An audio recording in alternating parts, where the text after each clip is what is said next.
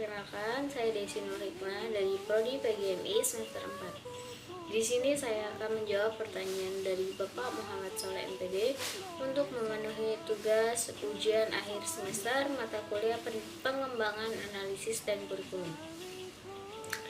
Pandemi COVID-19 akan berdampak dari berbagai sektor kehidupan, seperti ekonomi, sosial, termasuk juga pendidikan.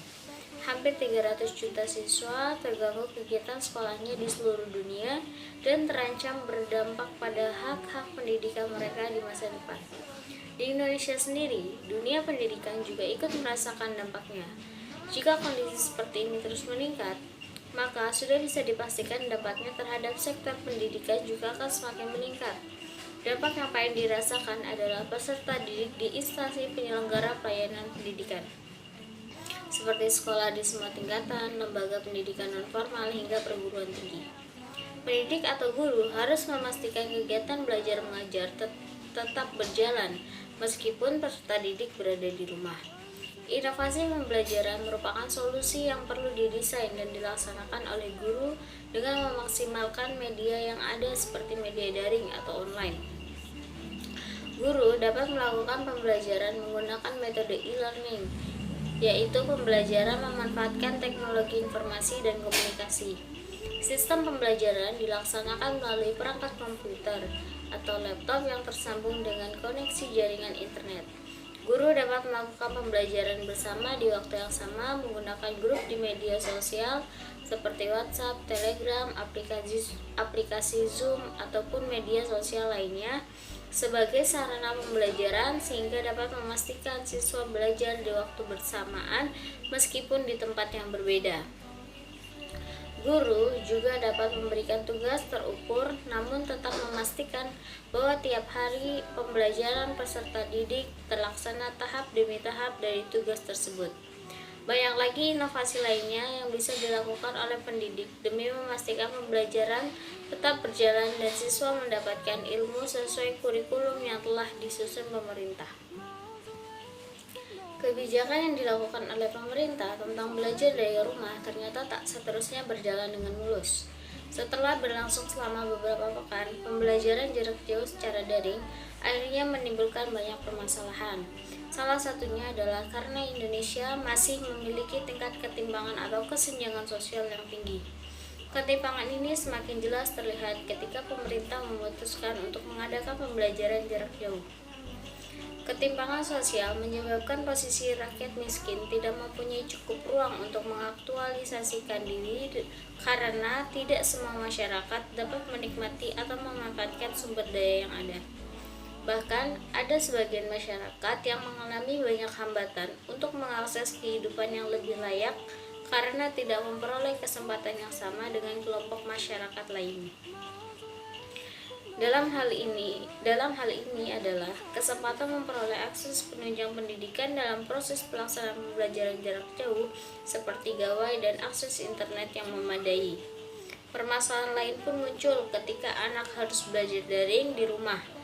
Ada sebagian orang tua yang merasa bahwa proses pembelajaran jarak jauh ini begitu menyulitkan karena tidak semua orang tua paham dengan penggunaan teknologi.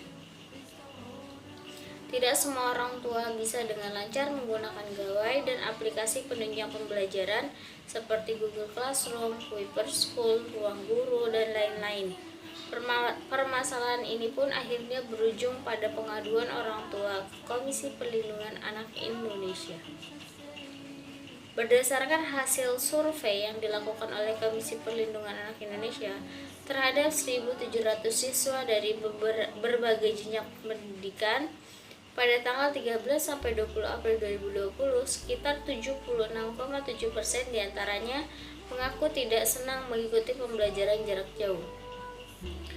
Hanya 23,3% responden yang menganggap pembelajaran jarak jauh itu mengesankan. Sebanyak 73,2% responden merasakan mendapat tugas berat dari guru. Dikatakan berat karena siswa diberi waktu yang pendek saat menyelesaikan tugas.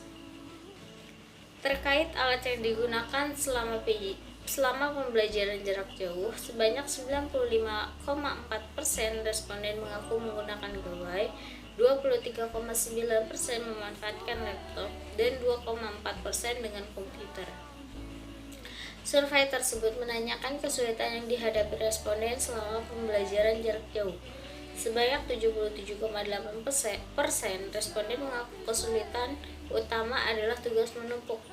Lalu 37,1% responden menyebut sukar beristirahat karena waktu pengerjaan tugas yang pendek. Sekitar 42,2% responden menjawab kesusahan kuota internet. Hasil survei di atas menunjukkan adanya banyak permasalahan baru yang muncul ketika proses pembelajaran dilaksanakan secara virtual atau jarak jauh. Anak-anak cenderung bosan, malas, dan bahkan merasa stres ketika harus mengerjakan tugas yang diberikan oleh guru melalui berbagai aplikasi di gawai.